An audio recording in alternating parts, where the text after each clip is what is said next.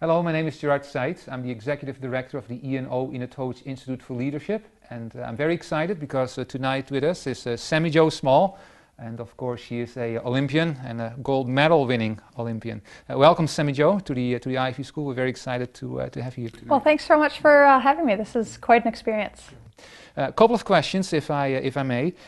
Your motto in life is, you don't always get to choose the role you play, but you get to choose how you play it.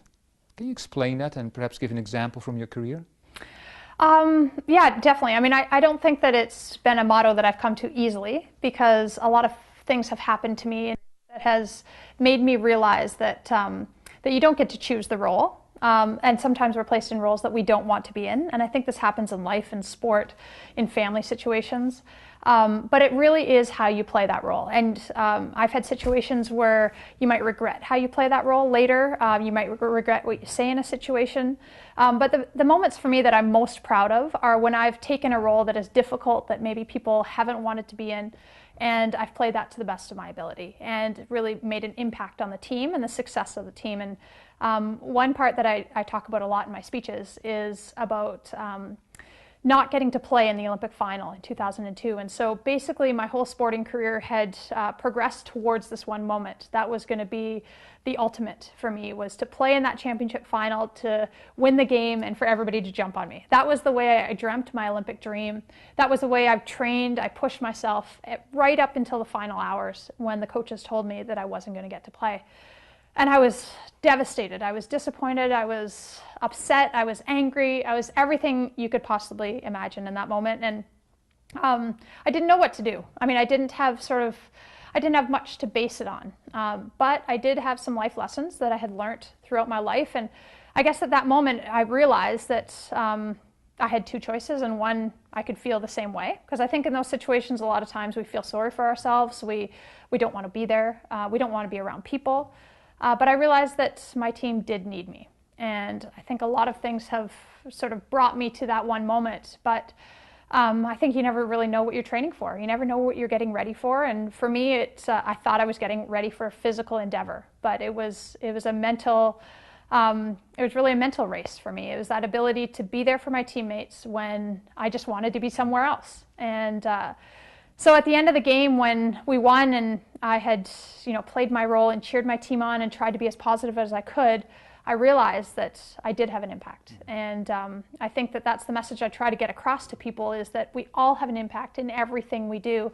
And we have an impact not only on ourselves, but the people around us. And what defines success for me is being proud of the way you play your role. Whether others see it as small or big, or it doesn't matter. It's playing your role to the best of your ability. Thank you. That's a great lesson. Obviously, you're very much involved in team sports, and if you reflect on the things you've done, and you're still very active in team sports, what are the ingredients or the cornerstones of a successful team?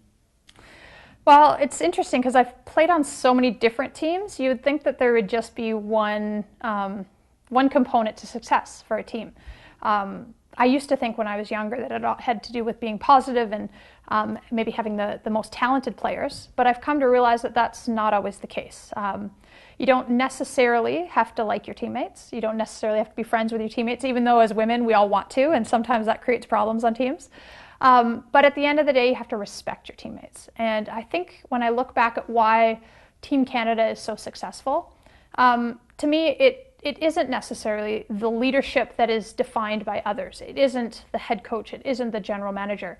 I don't know that in other situations with different people, we might have had the same results. So I don't necessarily attribute it to them, but I attribute it to the leaders. And I talk about leaders as very different, I think, than most others, and that each person has that leadership quality within them, to respect the people around them and to see what they're doing and appreciate what they bring.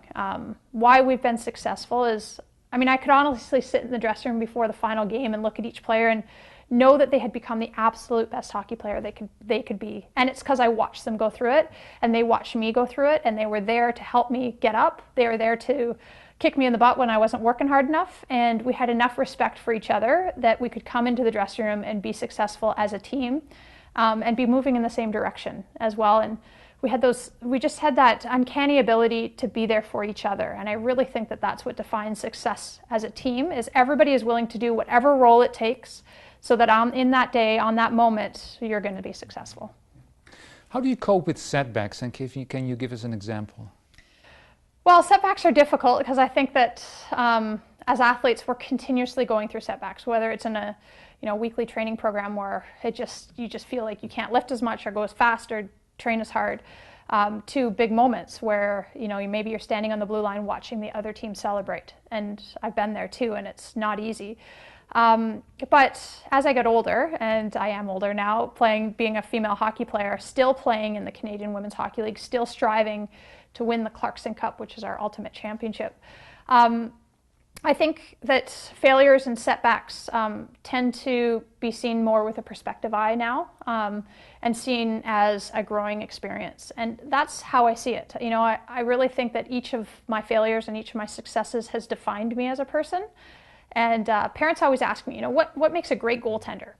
And I always say the ability to come back from failure. Because in my life, I've let in 1 million goals. Let's be honest, maybe 2 million, who knows? But it's that ability to put it behind you, to park it and get back and make the next save. And I think that whether it's in the business world or whether it's in life, I just think it's that ability to not necessarily forget what's happened, because as a goaltender, I want to know what I did wrong, but I also need to be focused on what's ahead. That will help me to make the next save. And every single goal I've let in has helped me. Sometimes I'm angrier than others. Sometimes my husband will tell you that it's hard to talk to me on the way home. But at the end of the day, it is about perspective, and they're all teaching moments at the end of the day. All right, thank you. Really appreciate it, Sami Jo. Thank you so much. All right.